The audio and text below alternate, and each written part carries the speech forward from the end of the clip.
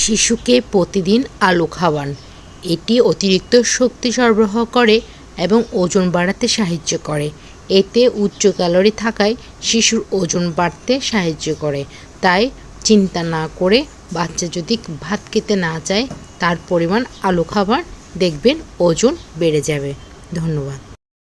মাছ ভাজার সময় মাছ তাওয়ায় আটকে গেলে তাওয়া নামিয়ে ঠান্ডা করে মাছ তুলুন। তাওয়া অনেক হিট করে মাছ ভাজুন, মাছ কিন্তু তখন ভাঙবে না। এই টিপসটা সবসময় মনে রাখবেন। ঘরে দুর্গন্ধ দূর করতে কমলার খোসা, লবঙ্গ জাল করে পানিটা স্প্রে বোতলে ভরে পুরো সারা ঘরে যদি স্প্রে করুন, দেখবেন দুর্গন্ধ দূর হয়ে যাবে। ধন্যবাদ সবাইকে। প্রকৃত পাঁচফোড়ন, মেথি, মৌরি, জিরা, কালো জিরা, আধুনিক এই 5টি মশলা একত্রে মিশিয়ে নিজেই বানাতে পারেন মশলা। ধনিয়া পাতা টাটকা রাখতে পাতাগুলো প্রথমে ধুয়ে শুকিয়ে নিন, তারপর একটা কাগজে নেপথিনে মুড়িয়ে একটা পলিথিনের ব্যাগে ভরে ফ্রিজে রাখুন। জানেন কি, বুটের ডাল রান্নায় খুব সুস্বাদু হয় যদি আপনি ডালের মধ্যেই শুকনো মরিচ, মিষ্টি জিরা, রাঁধুনি এলাচ, তেজপাতা ও লবঙ্গ দিন, দেখবেন খুব টেস্ট হবে। কচুর লতিতে থাকা আয়রন ও ক্যালসিয়াম শরীরকে শক্তি প্রদান করে এবং হাড় মজবুত রাখতে সাহায্য করে। 2টি বা 3টি ঝাল পান ব্লেন্ড করে রস বের করে নিন। সেই রস যদি চুলের গোড়ায় লাগিয়ে 30 মিনিট রেখে শ্যাম্পু করে নিতে পারেন, দেখবেন আপনার চুল কিন্তু ঝরঝরে সুন্দর হয়ে গেছে। সপ্তাহে এটা 1 থেকে 2 দিন ব্যবহার করে দেখুন। কফি বা চায়ের গুঁড়ো ফ্রিজে রাখলে তা অনেক দিন সতেজ থাকে। ফুলকপি রান্না করার সময় সামান্য দুধ বা ভিনেগার যোগ করলে ফুলকপির রং সাদা থাকবে। ঠান্ডা লেগে সর্দি হলে পান পাতা, এলাচ, লবঙ্গ একসঙ্গে পানিতে ফুটিয়ে গাঢ় করে খেতে পারেন। এটা কিন্তু খুব ভালো কাজ দেয়। আমি কিন্তু করি, আপনারাও করবেন। রান্নার তরকারিতে লবণ বেশি হলে সামান্য টক ও সামান্য মিষ্টি দিলে লবণাক্ত স্বাদ কমে যাবে, তরকারি আগের মতো স্বাদ হয়ে যাবে। পাতলা কাচের থালা ভিনেগার দিয়ে পরিষ্কার করলে ঝকঝকে থাকবে। ধন্যবাদ। ধনিয়া পাতার কড়া গ্রান টিকিয়ে রাখার জন্য ধনিয়া পাতা কখনো সিদ্ধ করবেন না। ভর্তা মাখানো হয়ে গেলে একদম শেষে কাঁচা ধনিয়া পাতা কুচি মিশিয়ে হালকা চাপে মাখান। এতে ঘ্রাণটি পুরো ভাতে ছড়িয়ে পড়বে এবং খেতে খুব মজা লাগবে। ছানা তৈরি করার পর অতিরিক্ত পানি আমরা ফেলে দিই, অথচ এই পানিতে থাকে প্রচুর ক্যালসিয়াম। এই পানি না ফেলে মাংস বা অন্য তরকারিতে পানির বদলে ব্যবহার করতে পারি। যে কোনো মাছ ধুয়ে তেলে ভাজার আগে একটু চিনি মাখিয়ে রাখুন, এরপর ভাজুন, এতে মাছ মচমচে হয়।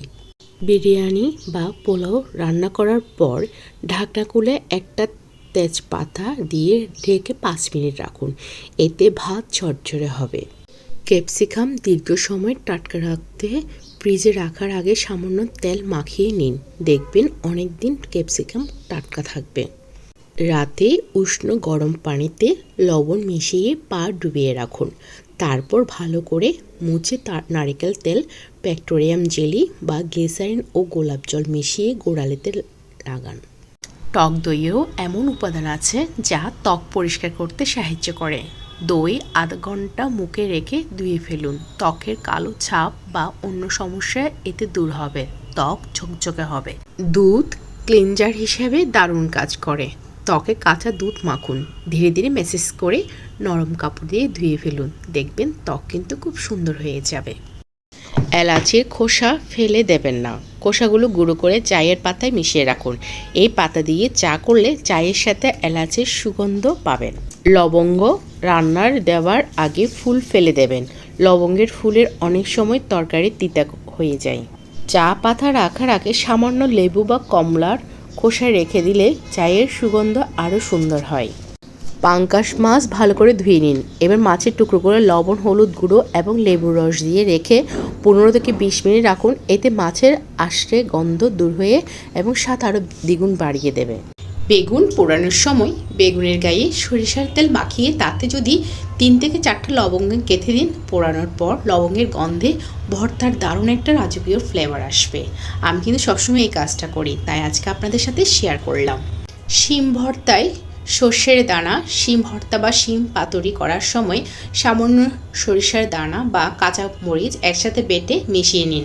এই ঝাঁঝানোর স্বাদ জিভে জল আনার মতো বাধ্য করে, তাই সবসময় চেষ্টা করবেন আমার এই টিপসটা ফলো করে রান্না করতে। পাঙ্গাস মাছ ভালো করে ধুয়ে নিন।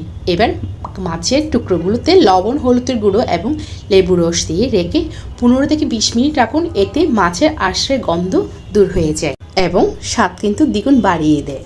শুটকি ভর্তার সময় অনেকের কাটা বাছতে সমস্যা হয়, তার জন্য কি করবে জানেন? শুটকিটি হালকা গরম পানিতে 5 মিনিট ভিজিয়ে রেখে টুথপিক দিয়ে মাঝখানে কাঁটাটি টান দিলেই সব বেরিয়ে আসবে কাঁটাটা।